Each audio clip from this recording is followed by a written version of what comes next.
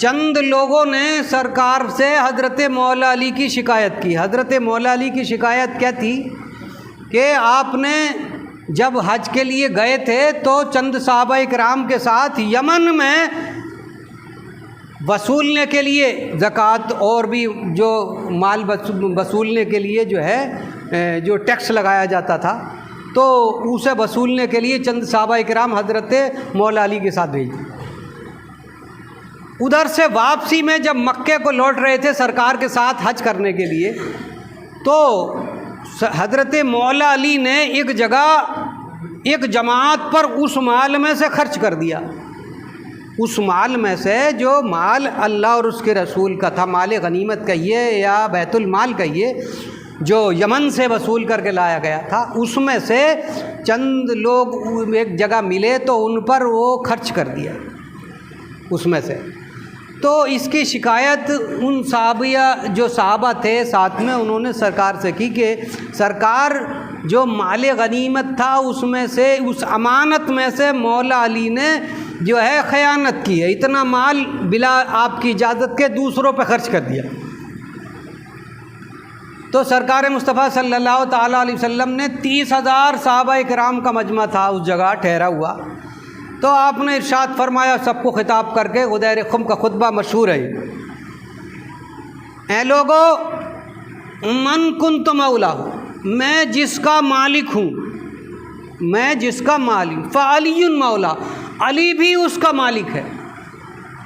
مال غنیمت یسألونک عن الانفال، 9 سپارے میں سورہ انفال کی پہلی آیت۔ اے محبوب، تم سے مال غنیمت کے بارے میں پوچھتے ہیں تو آپ فرما دو، یسألونک عن الانفال قل الانفال للہ ورسول، مال غنیمت کے مالک اللہ اور اس کے رسول ہیں، اللہ اور اس کے رسول 9 سپارے میں ذکر فرمایا۔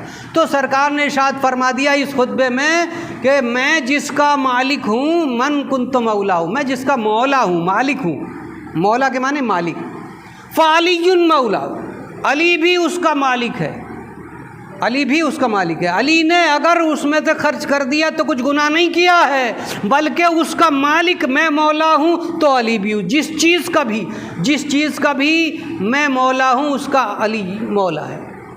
اسی دن سے حضرت علی کرم اللہ وجہ الکریم کا لقب مولا علی ہو گیا۔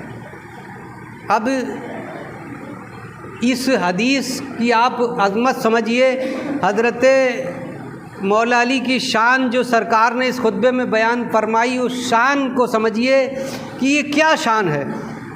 سرکار مصطفیٰ صلی اللہ تعالیٰ علیہ وسلم کو اللہ تبارک و تعالیٰ نے دونوں جہان کا مالک بنا دیا، دونوں جہان کا مالک بنا دیا۔ تو جب دونوں جہان کے مالک سرکار مصطفیٰ صلی اللہ تعالیٰ علیہ وسلم ہیں تو اللہ کے رسول ارشاد فرماتے ہیں جس کا میں مالک ہوں اس کا علی مالک ہے، تو پھر علی بھی دونوں جہان کے مالک ہیں۔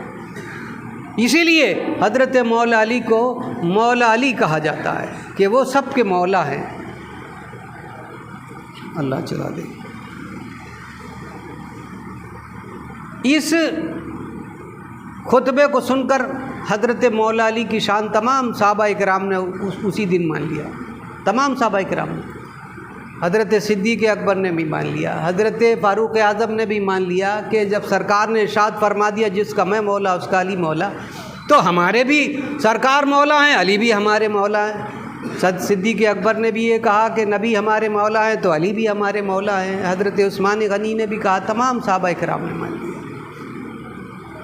کیوں نہ ہو، حضرت مولا علی جب پیدا ہوئے، فاطمہ بنت اسد حضرت مولا علی کی والدہ درد زا ہوا، طواف کعبہ کر رہی تھیں، تو اچانک سے درد زا ہوا، ایک دم سے پیدائش کے اثار، اب کہاں جائیں، بھیڑ میں سے نکل کر کے کوئی کچھ موقع نہیں ملا، تو آپ نے جو ساتھ والی عورتیں تھیں ان سے کہا، اچانک دروازہ کعبے کا کھلا اور آپ اندر داخل ہو گئیں، اور اسی جگہ کعبے کے اندر حضرت مولا علی پیدا ہوئے۔ خانہ خدا میں پیدائش کہاں ہو، ولادت کہاں ہوئی؟ خانہ خدا میں، کعبے کے اندر۔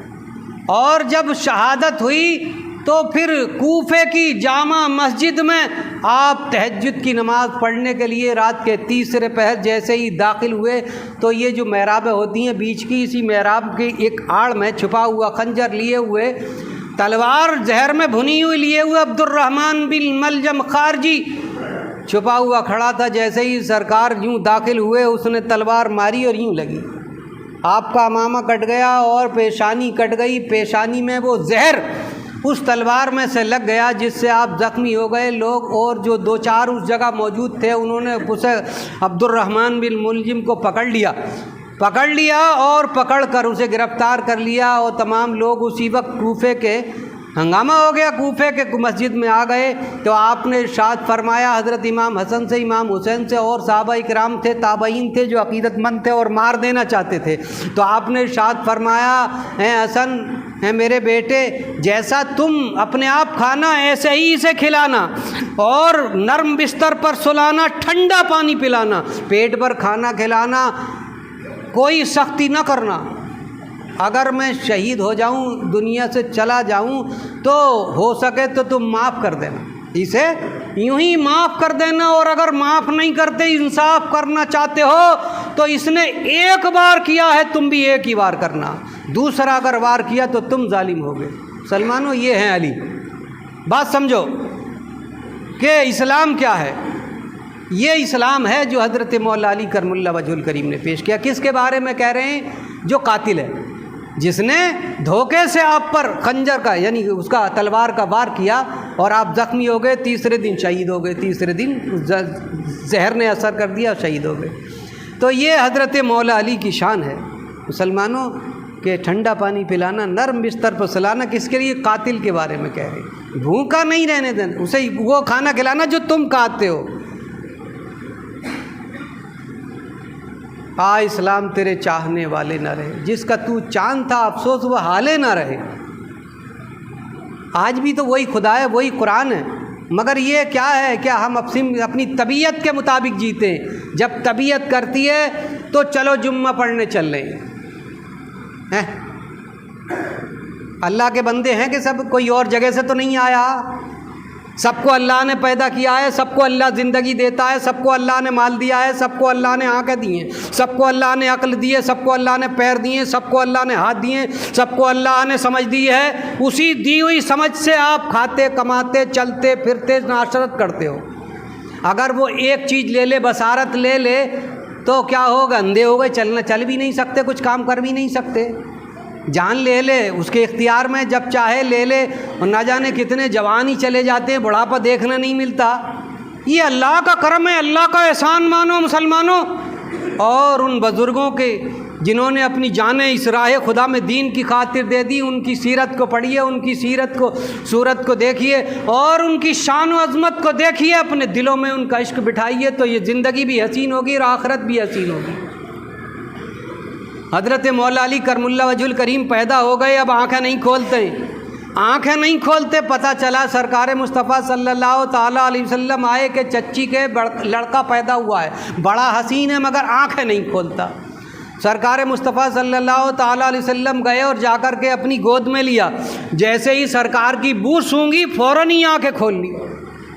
یعنی پہلی نظر حضرت مولا علی نے دنیا میں پہلی نظر اگر کسی پہ ڈالی تو وہ چہرہ رسول تھا، چہرہ رسول تھا۔ سب سے پہلے سرکار کے چہرہ انور کو دیکھا، جب چہرہ دیکھا مسکرائے تو سرکار نے سب سے پہلے ماں کا دودھ بچہ پیتا ہے تو سرکار نے اپنا لعاب دہن حضرت مولا علی کے منہ میں ڈال دیا، تو سب سے پہلے جو منہ میں چیز گئی وہ سرکار کا لعاب دہن تھا۔ یہ سرکار، یہ حضرت مولا علی ہیں کہ جس کے دہن میں، جس کے منہ میں سرکار کا لعاب دہن پہنچ جائے تو اس کی قسمت بدل جاتی ہے۔ ایک فاحشہ طوائف عورت تھی، وہ نکلی ہوئی جا رہی تھی، سرکار سر راہ مدینے میں، پہلے دیواریں بھی نہیں ہوتی تھی، چھوٹی چھوٹی دیواریں، سرکار کھانا تلاب فرما رہے تھے، چند صحابہ کرام بیٹھے تھے، تو اس نے مذاق بنانے کی خاطر چند جملے بول دیے، وہ تو فاحشہ عورت تھی، چند جملے بول دیے، تو سرکار نے مسکرا کر ارشاد فرمایا آ جا اور کھا لے، تو بھی کھا لے، آ جا۔ آج तवायफ को माशरे में अच्छी नज़र से नहीं देखा जाता, और उस ज़माने में भी नहीं देखा जाता था, ये क़यामत तक ये मसला रहेगा। मगर ये सरकार का दरबार है कि यहाँ तो कोई भी आ जाए कि मेरे सरकार से कतरा किसी ने मांगा, दरिया बहा दिए, दुर्बे बहा दिए, कि लौट के कोई नहीं जाता, कोई भी आ जाए। वो आ गई और आके सरकार के सामने ही बैठ गई ताकि और सहाबा किराम भी हंसें। उसने तो ये समझा था कि मैं इनकी मजाक बनाऊं, मगर सरकार है कि सब पर करम फरमा देते हैं। सरकार ने कहा रोटी खाना खा लो, उसने कहा नहीं, तुम्हारे मुंह में जो है उस मुंह में से निकाल के मुझे अपने मुंह में से निकला हुआ लुक़मा दो, तुम्हारे मुंह में जो है उसे निकाल करके दो। तो सरकार ने अपने मुंह में से निकाल कर उसके मुंह में रख दिया। जैसे ही वो लुआबे दहन, वो लुक़मा लुआबे दहन में लगा हुआ उसके मुंह में पहुंचा है, फ़ौरन ही उसका सीना रोशन हो गया, यानी नूर उसके अंदर दाखिल हो गया और उसका सीना तारीकी गुनाहों की जो थी वो सब छट गई और उसका सीना नूर से मुनव्वर व मुजल्ला हो गया। फ़ौरन ही जो यूँ दुपट्टा यूँ पड़ा हुआ था ना, वो यूँ आ गया, फ़ौरन चेहरे पे आ गया। ये देखिए, जैसे ही नूर अंदर गया फ़ौरन ही हया आ गई, हया आ गई। हयादारी अगर है तो समझ लो ईमान की एक अलामत है। सरकार ने इरशाद फरमाया हया ईमान का हिस्सा है। तो अगर किसी के अंदर आदमी हो या औरत हो, अगर हया है तो जानो कि उसके अंदर ईमान का हिस्सा है, उसके दिल में ईमान है। फिर किसी ने भी उस औरत का हाथ नहीं देखा, यानी इतनी हयादार बनी कि कभी किसी ने देखा नहीं, छुप करके ज़िंदगी गुजारी, सरकार के इश्क में, अल्लाह की इबादत में ज़िंदगी गुजार दी। तो मेरे करीम से अगर क़तरा किसी ने मांगा, दरिया बहा दिए हैं, दुर्बे बहा दिए हैं। तो मुसलमानों, हज़रत मौला अली करमुल्ला वजहुल करीम है कि सरकार ने सबसे पहले लुआबे दहन उनके मुँह में डाला, तो फिर क्या ठिकाना था, इल्म व हिकमत का ख़जाना बन गए। सरकार ने ख़ुद इरशाद फरमाया कि मैं इल्म का शहर हूँ और अली उसका दरवाज़ा है, अली उसका दरवाज़ा है। एक मरतबा मदीने में चंद सहाबा इकराम बैठे हुए थे, तो हज़रत जिब्रील अमी का तस्करा हुआ, तो हज़रत मौला अली करमुल्ला वजहुल करीम कहने लगे कि जिब्रील अमी क्या हैं, एक मरतबा सरकार के पास आते हैं तो मेरे पास 2 मरतबा आते हैं, मेरे पास 2 मरतबा आते हैं। अब इस बात को सुनकर उन्हें एहसास हुआ और जाकर सरकार से शिकायत की कि अली इस तरह कह रहे हैं कि अल्लाह के नबी के पास तो 1 मरतबा आते हैं और मेरे पास 2 मरतबा आते हैं। बुलाया गया, अली को बुलाओ। आए अली, हैं अली ऐसे कहा है? तो हज़रत मौला अली मुस्कुराकर अर्ज़ करते हैं, सरकार आप ही ने तो कहा है कि मैं इल्म का शहर और अली उसका दरवाज़ा, तो जो आने वाला आएगा दरवाज़े से आएगा और जो जाएगा तो फिर दरवाज़े से जाएगा। अगर जिब्रील अमी आएंगे आपके पास तो दरवाज़े से, जाएंगे तो दरवाज़े से। तो ये हज़रत मौला अली की शान। मुसलमानों, उन्हें पढ़िए, समझिए, जिन्होंने अपनी सारी ज़िंदगी इस्लाम के लिए वक़्फ़ कर दी। 3-3 दिन तक घर में चूल्हा नहीं जलता था, यूँ सब्र और शुक्र से ज़िंदगी गुजार के चले गए।